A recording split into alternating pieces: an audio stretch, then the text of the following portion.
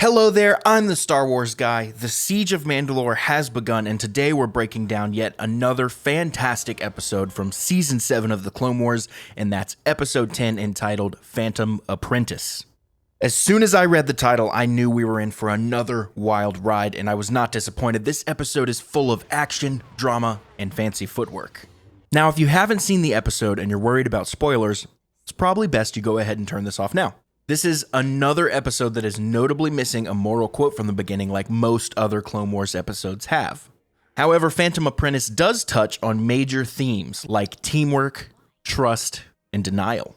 As a very brief episode overview, Ahsoka and company attempt to track down Maul and uncover his sinister plot. The notable characters remain the same they have been in this arc so far. We have Ahsoka Tano, Commander Rex, yes, he's a commander now, Bo-Katan Kryze, Darth Maul, and even Obi-Wan in this episode. This episode really had a lot of notable moments. First up is an Easter egg from the movie Solo. I loved the film Solo, and I think it went totally under most people's radar. But we get an amazing Easter egg from that movie right here in this episode. Now, if you blink, you'll miss it, but right here is Dryden Voss. Voss is the face of the crime syndicate Crimson Dawn and is a prominent villain in Solo, serving as Kira's boss and reporting to Darth Maul, who we actually see in the end of Solo.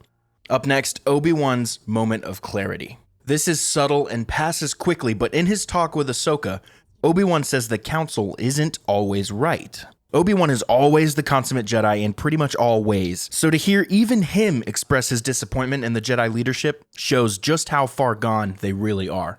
Next, Maul's plan for ultimate vengeance is revealed in this episode. Now, we know that Maul hates Kenobi and wants his revenge on him, but we sometimes forget that he equally hates his old master Sidious for casting him aside and replacing him with Count Dooku. Earlier in this episode, Prime Minister Almec mentions the name Skywalker came to Maul in a dream.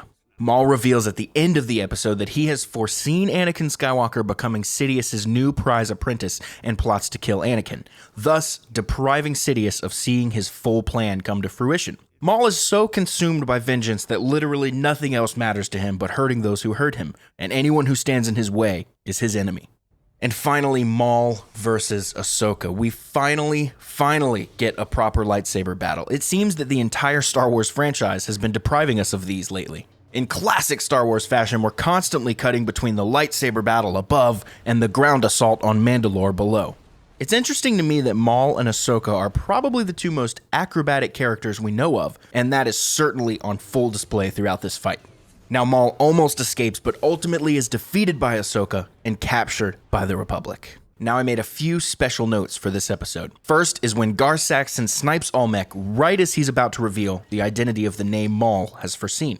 Now, where have we seen this exact move before? Oh, right, when Jango Fett, a Mandalorian, mind you, darts Zam Wesell when she's about to reveal his own identity. It seems Mandalorians love silencing people who are about to say important names. And finally, the exact point in time this episode takes place is revealed in a brief but critical conversation between Obi-Wan and Ahsoka. Obi-Wan reveals Count Dooku to be dead at Anakin's hand. This tells us this episode is actually taking place at the exact same time as Revenge of the Sith. This scene in particular is taking place after they've crash landed on Coruscant, but before Obi-Wan leaves for Utapau. If you go back and watch the movie, it's actually very close to when Chancellor Palpatine gives Anakin his famous Darth Plagueis speech. It's really exciting to see these parallels drawn between the Clone Wars, the animated series we all know and love, to the movies we all know and love. Well, that will wrap up my breakdown of the 10th episode from Season 7 of Clone Wars, Phantom Apprentice. I'm so excited to see how the rest of this season plays out. Thank you so much for watching. Make sure to subscribe below for more Star Wars content every single day, and I will see you in the next video.